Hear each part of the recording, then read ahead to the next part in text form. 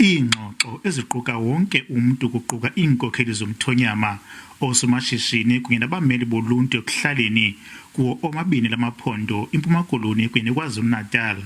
Le ndibano ijolise ekuziseni uphuhliso oluxanazileyo lugudla unxweme le-Indian Ocean nokwakhiwa kwesixeko somgangatho ophambili i-Smart City, nto leyo ezokwenza iingingqi ezifana ne-OR Tambo, Alfred Nzo, Ugu neHarry Gwala zikwazi uxhamla. Ake sithuthukise lezi ndawo ukuze abantu bala bahlalela baye emadolobheni amanye ngoba bethanda, ukuze ingane zala sifunde sithola amakhono ziqeqesheke, ukuze kwakheke amabhizinisi amancane.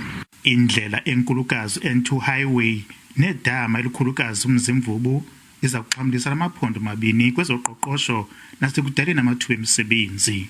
Into le ebekufama kudala yenzekile, le ndawo kudala idinga i-development eloluhlobo, and lento iyasincedisa kuba yenza abantu bakwazi ukusebenzisana ukusuka KwaZulu-Natal ukuzofika kule ndawo yethu yeMpuma Kapa. Siyalamkela oluphuhliso lungaka ngoba sawukhumbula ubana i-Alfred Nzo ngoyena masipala uhluphekayo kakhulu.